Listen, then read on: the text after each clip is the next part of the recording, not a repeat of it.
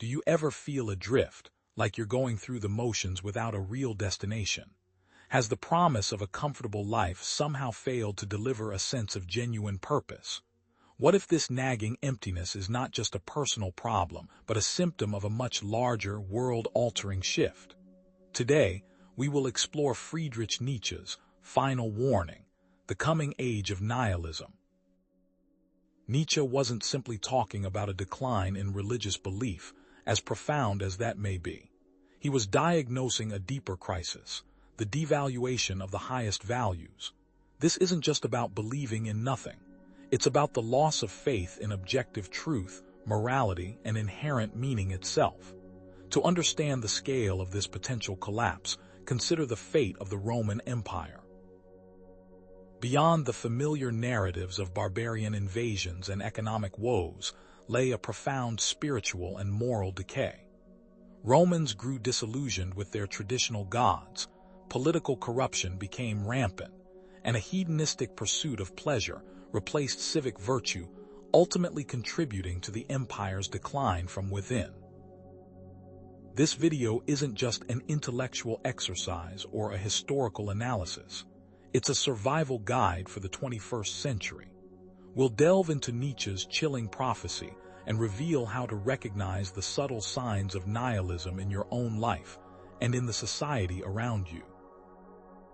More importantly, we'll equip you with the tools you need to navigate this challenging landscape, discover new sources of meaning and purpose, and build a more authentic existence.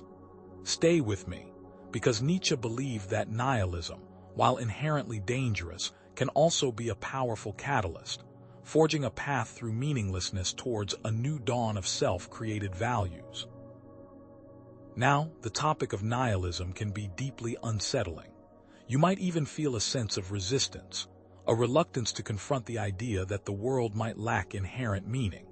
It's understandable to feel overwhelmed or even frightened by the prospect of navigating life without the traditional anchors of religion, societal norms, or pre-packaged purpose. You might find Nietzsche's philosophy dark or pessimistic, and that's perfectly valid. But this video isn't about promoting despair.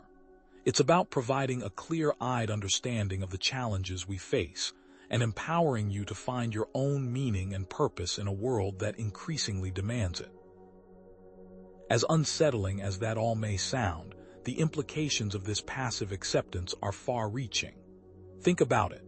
When individuals lose faith in traditional values and societal structures, they often become vulnerable to a host of negative consequences, quietly surrendering to meaninglessness. But have you noticed this happening in your life? Have you seen others affected by this slow erosion of purpose? The increased rates of depression and anxiety, the rise in addiction and escapism, the erosion of social bonds and community, these are not isolated incidents. They're all symptoms of a deeper societal malaise. The question becomes, how can we build a meaningful life when the foundations beneath us seem to be crumbling? How can we create new structures on the ruins of the old?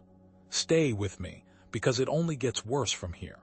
While the dangers of passive nihilism are significant, there's an even deeper and more insidious form of nihilism lurking beneath the surface: active nihilism.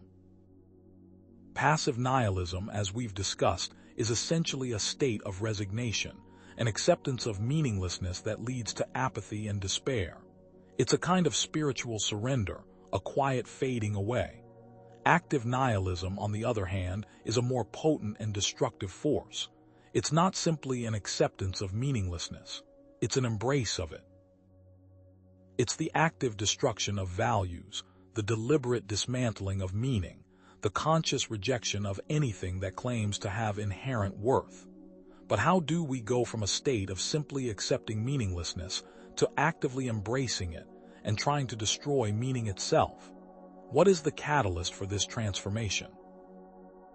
Nietzsche saw the devaluation of the highest values as a kind of historical imperative, a necessary stage in the evolution of human consciousness. As traditional sources of meaning lose their power, individuals are faced with a choice: either succumb to passive nihilism and fade into apathy, or actively confront the meaninglessness and create their own values. The latter path, while fraught with danger, holds the potential for genuine self-overcoming and the creation of a new, more authentic existence. However, this also comes with the danger of actively trying to accelerate this destruction of old forms of meaning, without the intention of building anything new. The active nihilist tears down, not to rebuild, but simply to revel in the chaos and destruction. But what happens when people actively embrace the idea that nothing matters? In contemporary society, we see examples of this active nihilism in various forms of destructive behavior, from the cynical rejection of all political ideologies to the embrace of violence and chaos for their own sake. Consider the rise of extremist groups who actively seek to undermine existing social structures and moral codes. They don't simply disagree with these structures. They actively seek to destroy them, often with a fervor and zeal that is fueled by a deep-seated sense of meaninglessness. Or consider the prevalence of online trolling and cyberbullying, where individuals find a sense of power and satisfaction in inflicting pain and chaos on others, hiding behind anonymity and a lack of real-world consequences. These acts, while seemingly disparate, are all manifestations of the same underlying impulse, the active rejection and destruction of value. History offers some chilling parallels. The Marquis de Sade, for example, embraced a philosophy of radical individualism and the rejection of all moral constraints, advocating for the pursuit of pleasure through any means necessary, including violence and cruelty. Sade's writings, while extreme, offer a glimpse into the destructive potential of a mind that has fully embraced the idea that nothing is sacred and that all values are arbitrary. Similarly, the Dadaist movement of the early 20th century, born out of the disillusionment and trauma of World War I, sought to challenge and subvert all traditional forms of art and culture, embracing absurdity and nonsense as a way of rejecting the perceived meaninglessness of the modern world. These historical examples serve as a stark warning about the potential consequences of active nihilism, particularly when it gains widespread cultural influence. But the core question remains, are people truly aware of the active nihilism they are spreading? Are they cognizant of the damage they are inflicting? Or are they simply acting out of a subconscious desire to destroy what they no longer believe in? This distinction is crucial because it determines the extent to which these destructive impulses can be mitigated or redirected. If active nihilism is simply a symptom of a deeper societal malaise, then addressing the underlying causes of that malaise, the loss of meaning, the erosion of social bonds, the prevalence of inequality, may be enough to stem the tide of destruction. But if active nihilism is a conscious choice, a deliberate embrace of meaninglessness, then a more direct and forceful response may be necessary. Have you encountered this form of nihilism? How did you react? What happens when people actively embrace the idea that nothing matters and then seek to impose that belief on others? Tags, transition, and hook start with a direct contrast to the passive nihilism, but passive nihilism is not the whole story, and build on the previous content about embrace of meaninglessness. Sentence structure. Emulate the complex but accessible sentence structure from the examples, interspersing longer sentences with shorter, punchier ones for emphasis. I will use similar hooks, rehooks, and content structures. Pacing. Vary the pacing to avoid monotony, alternating between dense explanations and more relatable examples. Question frequency. Use rhetorical questions throughout the section to engage the viewer and prompt self-reflection. Tension building. Build tension by highlighting the destructive potential of active nihilism, and then provide practical strategies for finding meaning and purpose. Technical language density. Maintain a balance between philosophical terminology and accessible language. Emotional trigger points. Use examples of historical events and contemporary societal trends to evoke emotional responses. Pattern interrupts. The major pattern interrupt for this section will be Nietzsche's concept of the will to power. Teaser elements foreshadow the upcoming discussion of Nietzsche's concept of self-overcoming and the creation of new values. Output requirements. I need to focus on seamless transitions, psychological engagement, verbatim narration rules, and tension maintenance to ensure the content is engaging and effective. I must absolutely avoid using XML tags in the content section. Detailed breakdown and implementation plan. Section 1. Premise introduction. Hook. Directly contrast active and passive nihilism. Emulate while X is true, Y presents a different picture. Example, choosing to let a house decay versus actively tearing it down. Section 2. Concept development. Introduce will to power. Explain the rejection of traditional values. Mention ressentiment. Emulate, the core concept is. Section 3. Evidence and elaboration. Provide historical and contemporary examples.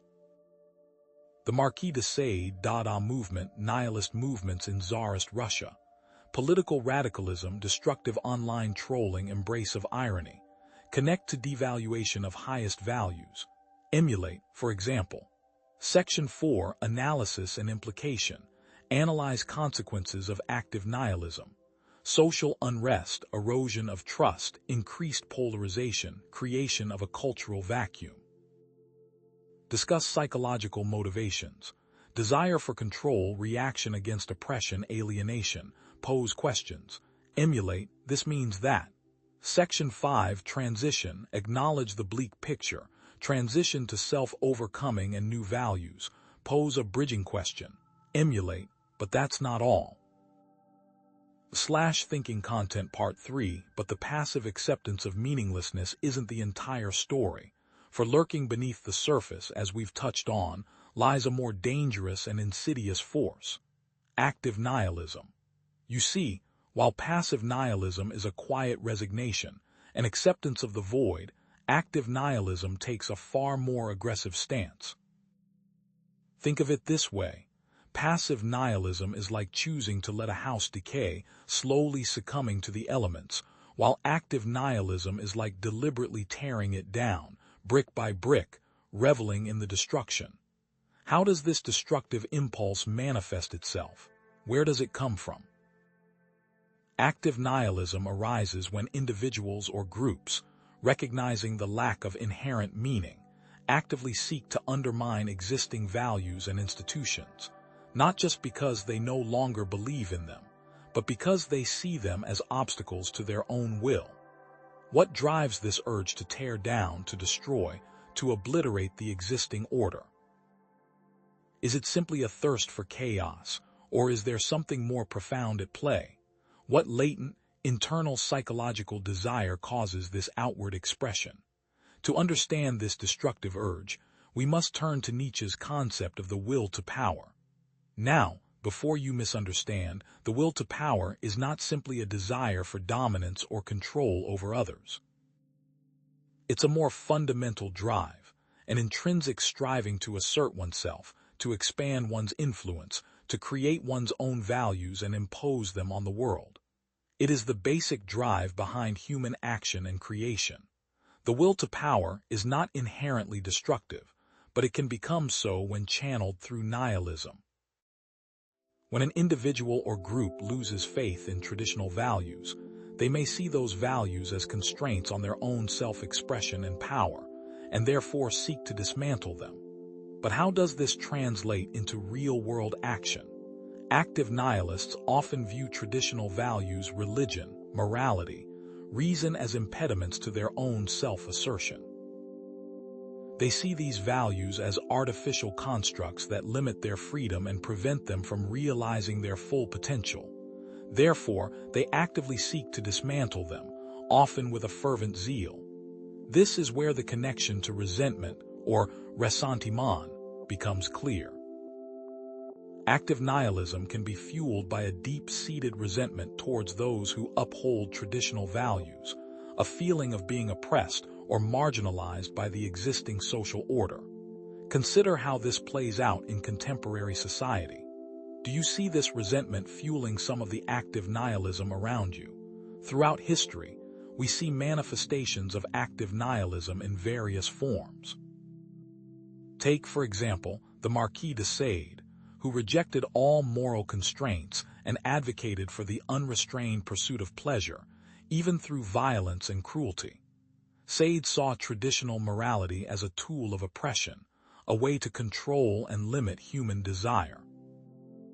His writings, while extreme, offer a glimpse into the mindset of an active nihilist who seeks to dismantle all existing values and replace them with his own self-centered desires. Another historical example lies within the Dada movement. Born out of the devastation of World War I, Dadaists deliberately embraced absurdity and rejected artistic conventions as a way of protesting the perceived meaninglessness of the modern world. They sought to shock and provoke, to challenge the very foundations of Western culture. In Tsarist Russia, nihilist movements emerged that rejected all forms of authority and tradition, advocating for radical social change. But the key question is, were these movements truly aimed at creating something new, or were they simply driven by a desire to destroy the old? In contemporary society, we see active nihilism in certain forms of political radicalism that seek to overthrow existing power structures without offering a clear alternative. Consider, for instance, groups that advocate for the complete dismantling of capitalism without a concrete plan for what would replace it. We also see it in some forms of destructive online trolling and harassment, motivated by a desire to disrupt and shock, to inflict pain and chaos on others, for their own amusement. Consider also the embrace of irony and cynicism as a defense mechanism against sincerity and genuine connection.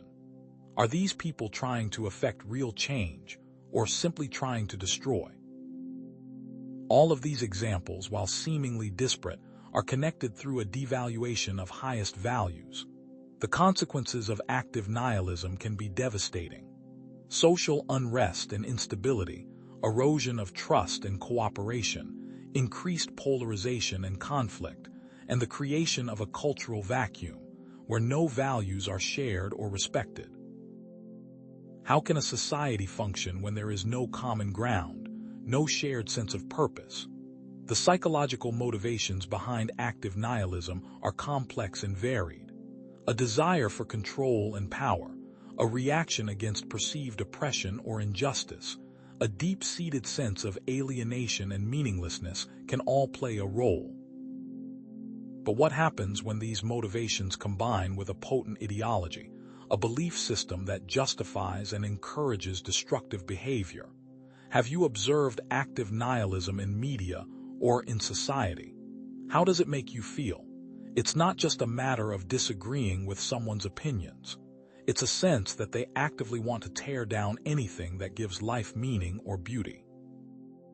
Think about a time you saw someone actively trying to tear down an ideal. What did that look like?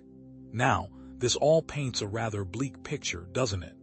It's easy to fall into despair when confronted with the destructive potential of active nihilism, but Nietzsche didn't see nihilism as the end of the story. In fact, he believed that it could be a necessary step on the path to something greater, something more authentic. If nihilism is a dead end, then what comes next? Is there a path through nihilism, rather than just away from it? Stay with me, because we'll explore Nietzsche's concept of self-overcoming and the creation of new values, and this offers a surprising and much-needed sense of hope. But active nihilism is not the end of the story. While it reveals the terrifying potential for destruction that lies within humanity, it also sets the stage for something far more profound, the possibility of self-overcoming. You see, Nietzsche's broader project wasn't simply about diagnosing the problem of nihilism. It was about finding a way to transcend it, to create new values in a world without inherent meaning. So, if tearing down is the first step, what does it mean to rebuild? This is where the concept of the Übermensch, often translated as overman or superman, comes into play. Now, before you conjure images of caped crusaders, it's important to understand that the Übermensch is not a literal superhero. It's a process, not a destination, a continuous striving to transcend limitations, to overcome oneself, and to create meaning in a world devoid of inherent value. It is the ultimate expression of the will to power. But can we truly overcome the seemingly unbreakable chains of nihilism? The journey of self-overcoming begins with a necessary confrontation with nihilism. You cannot build something new on a foundation of lies or illusions. You must first acknowledge the absence of inherent meaning, the death of God, the collapse of traditional values. Only then can you begin the process of creating your own values, your own purpose, your own meaning. But what does this process actually look like? What are the core components of this self-overcoming? At the heart of self-overcoming lies the rejection of herd morality. Nietzsche railed against what he called slave morality, the values of humility, compassion, and self-sacrifice that he saw as products of resentment and weakness. Instead, he championed the values of strength, creativity, and self-assertion. Think of it as rejecting the pre-packaged values that society tries to impose on you, and instead forging your own path, guided by your own inner compass. But how do you determine what your values should be? This brings us to the embrace of the will to power. But remember, this isn't about dominating others. It's about overcoming yourself, your own limitations, your own fears. It's about harnessing your inner drive to create something new, to express your unique potential in the world. It's about transforming your suffering into strength, your weakness into resilience. Think of the will to power as the raw energy that fuels your self-overcoming. How do you channel that energy in a positive and life-affirming way? A crucial element of self-overcoming is the affirmation of life, or amor fati, the love of fate. This is not a passive acceptance of whatever happens to you, but an active embrace of all aspects of existence, both the good and the bad, the joyful and the painful. It's about recognizing that suffering is an inevitable part of life, and that it can even be a source of growth and strength. Think of amor fati as saying yes to life, in all its messy, imperfect glory. Can you truly love your fate, even the parts that you wish you could change? Finally, self-overcoming requires continuous self-improvement. It's not a one-time achievement, but an ongoing process of self-discipline, learning, and growth. It's about constantly pushing yourself beyond your comfort zone, challenging your assumptions, and striving to become the best version of yourself.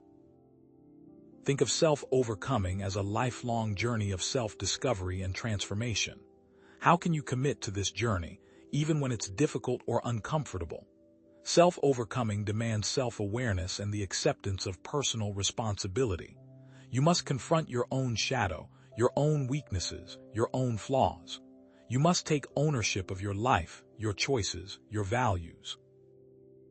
No one else can do it for you, but how can you cultivate this level of self-awareness and responsibility?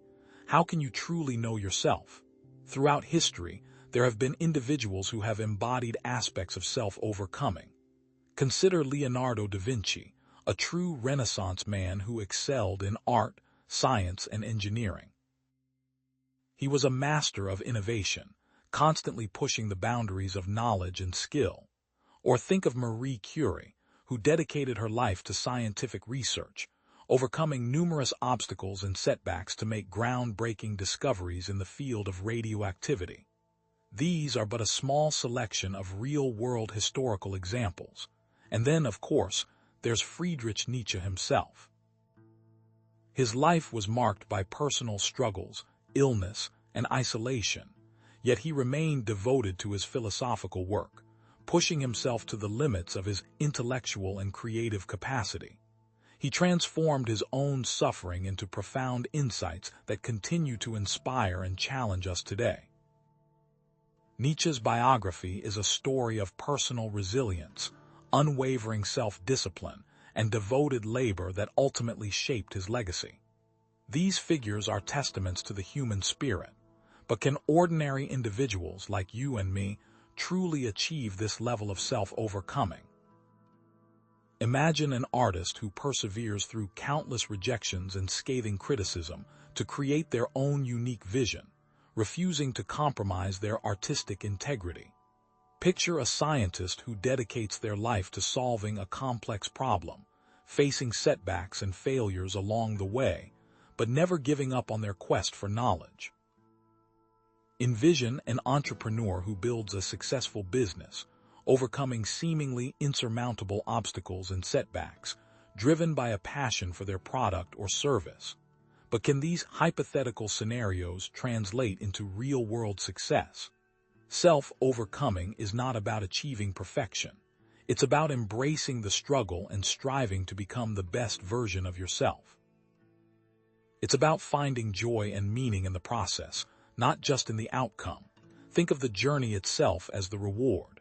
Do you believe that you are capable of embracing this struggle? Self-overcoming provides a path through nihilism, not just away from it. By rejecting the illusion of inherent meaning, you are free to create your own values and purpose.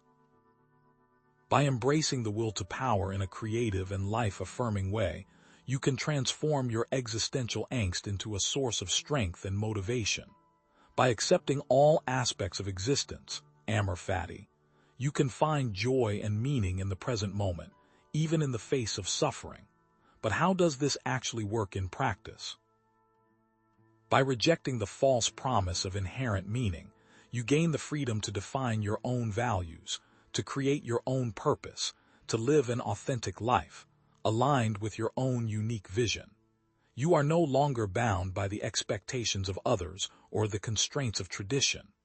But how do you ensure that the values you create are meaningful and sustainable? However, self-overcoming isn't without its challenges and risks. There's the potential for arrogance or elitism, the difficulty of creating values in a world without objective standards, and the risk of falling into solipsism or isolation. How do you avoid these pitfalls? How do you balance self-assertion with humility, creativity with responsibility, and individualism with connection? This raises critical questions. How can you apply self-overcoming to your own life? What values do you want to create? What limitations do you want to transcend? What kind of person do you want to become? What is the purpose you wish to live your life by? Where do you even start? Of course, the inherent difficulty and ongoing nature of self-overcoming can be discouraging. It may seem unattainable, an ideal reserved for a select few. Some might dismiss it as mere self-help jargon, devoid of any real substance. How do you respond to these criticisms? How do you stay motivated on this challenging journey? This leads us to another profound concept, Nietzsche's idea of eternal recurrence.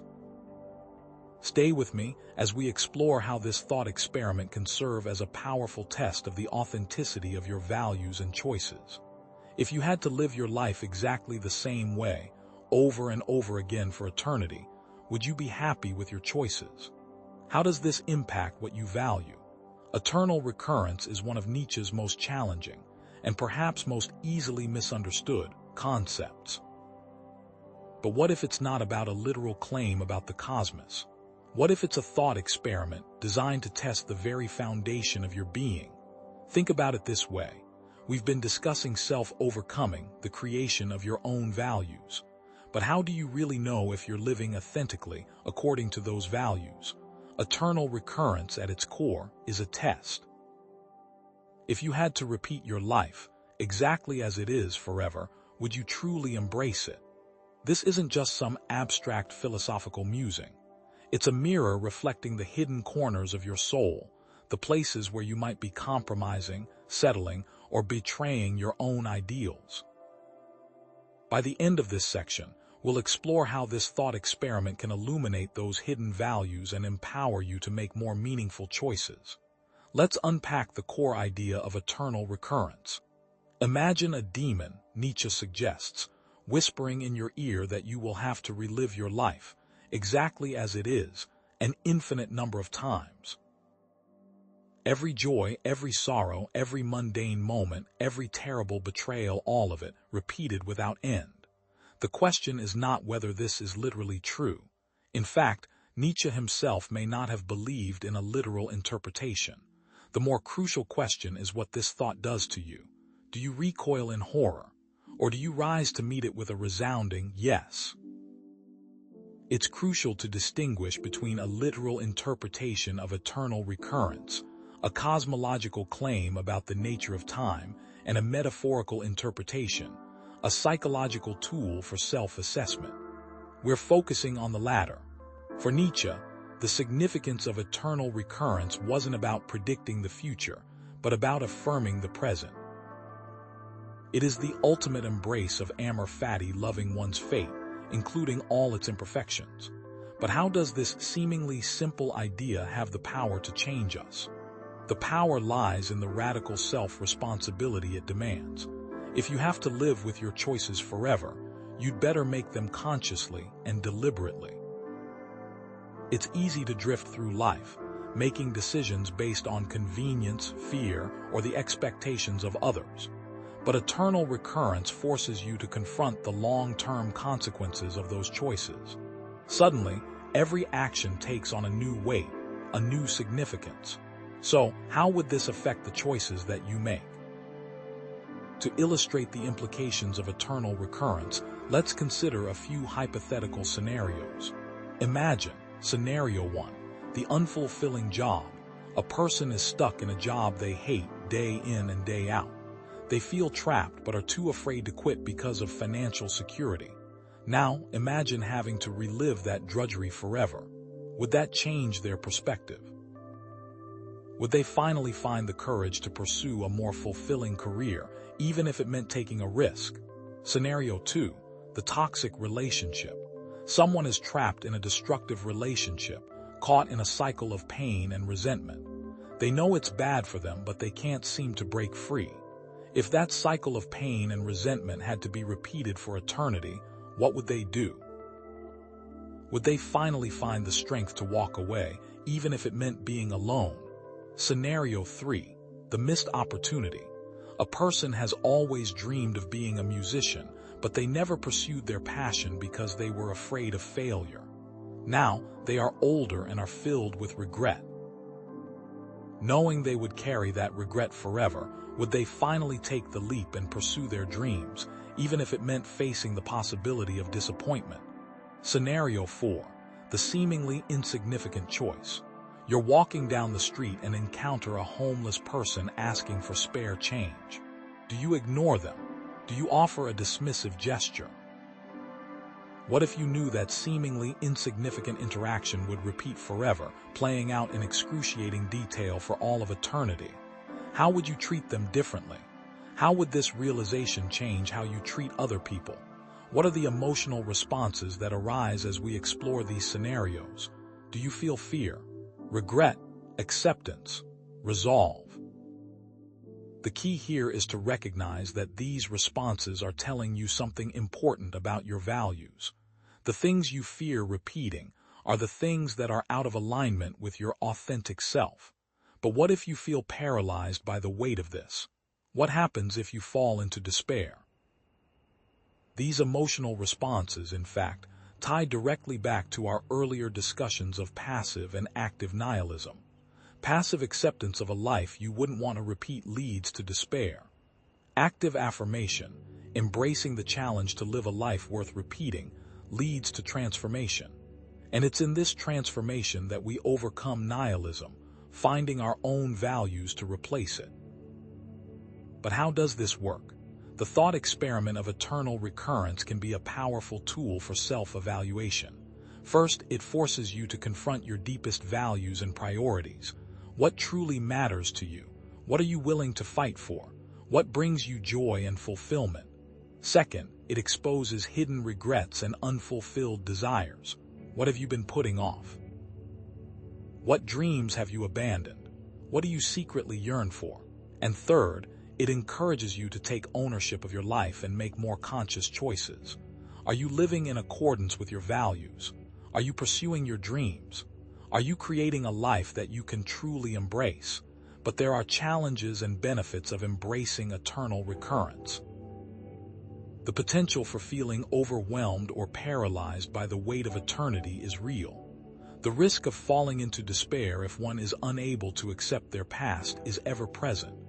But consider the opportunity to find profound meaning and purpose by affirming the present moment, by saying yes to life, in all its messy, imperfect glory. What aspects of your life would you change if you knew you had to relive them forever? What does that tell you about your current values? How does the thought of eternal return make you feel right now? The concept of eternal recurrence can be unsettling, even terrifying, but it's ultimately a call to action, a challenge to live a life that is worth repeating. Remember, Nietzsche's project wasn't about embracing nihilism, but about overcoming it and finding new sources of meaning and purpose. So, having confronted nihilism and tested our values, how do we actually create meaning in a world without inherent value? What are the concrete steps we can take to build a life of purpose and fulfillment? This is what we'll be taking on next. As we reach the end of our exploration, what have we truly discovered about Nietzsche's final warning? So, what does all of this mean for us today, as individuals and as a society bombarded with information and seemingly endless choices? We've journeyed through complex ideas, and as with any deep dive into philosophy, there's always more to discuss, more nuances to uncover. But let's bring it all back home. We explored Nietzsche's warning about the coming age of nihilism, dissecting its passive acceptance and its active potential. We looked at self-overcoming, the difficult path of forging your own values in the absence of preordained ones. And finally, we grappled with eternal recurrence, that unsettling yet potentially liberating thought experiment. Ultimately, what we've sought to offer isn't just a diagnosis of a philosophical problem, but a compass pointing toward meaning in what often feels like a meaningless world. The solution, as we've seen, is a call to embrace the struggle, to take ownership of your values, and to live with a fierce authenticity. Remember those initial questions we posed at the beginning of this video. The anxieties about the perceived lack of meaning, the nagging feeling that traditional values might be crumbling around us. Hopefully, we've not only answered them, but provided tools to equip you to address them yourself. And those historical examples of societal decay we explored, they now stand as stark cautionary tales, urging us to learn from the past rather than blindly repeating it. And that person we spoke about, stuck in the unfulfilling job, trapped in a cycle of endless repetition, what would Nietzsche say to them now, armed with the knowledge of self-overcoming and eternal recurrence? The ultimate insight we can glean from Nietzsche's warning is that nihilism, as terrifying as it may seem, is not an end point. It's a beginning. It's a stripping away of illusions, a clearing of the ground, paving the way for us to actively create our own values and live with unparalleled authenticity. Meaning isn't some pre-packaged gift waiting to be discovered. It's forged in the fires of conscious choice, self-overcoming, and that radical acceptance of everything that life throws our way, amor fati. In a world without inherent meaning, we are paradoxically free to invent our own. But what are the broader implications of this for us, as a society? In a time defined by declining religious belief, fierce political polarization, and a seemingly endless search for meaning in a secular landscape, Nietzsche's ideas feel more relevant than ever. We are living in an age of unprecedented challenges, facing rapid technological change, environmental crises, and a pervasive sense of uncertainty. What if more people, instead of passively consuming values handed down to them, took control of their own moral compass, actively shaping their lives in accordance with consciously chosen principles? What would that world look like? Would it be a world of chaos, as some might fear, or a world of greater responsibility, creativity, and genuine connection? Ultimately, it boils down to this. You have the power to choose your own values. You have the potential to craft a life of purpose, finding joy and fulfillment even amidst the inevitable suffering that life throws our way. This isn't an easy path. It requires constant self-reflection, courage, and a willingness to challenge the status quo, both within yourself and in the world around you. But it's worth it. The path to meaning is a lifelong pursuit, a continuous process of becoming. I want to thank you for taking the time to engage with these challenging ideas, for your willingness to explore the depths of Nietzsche's thought, and for your courage to confront the possibility of nihilism within yourselves. So, what will you create? How will you choose to live, knowing that your choices, your actions, ripple out into eternity, potentially echoing through the ages? The meaning of life isn't some elusive treasure hidden out there in the world. It's a seed waiting to be cultivated within you. And this is where we begin. Next time, we'll analyze some values of the overman, forging a path toward a future where meaning isn't found but made.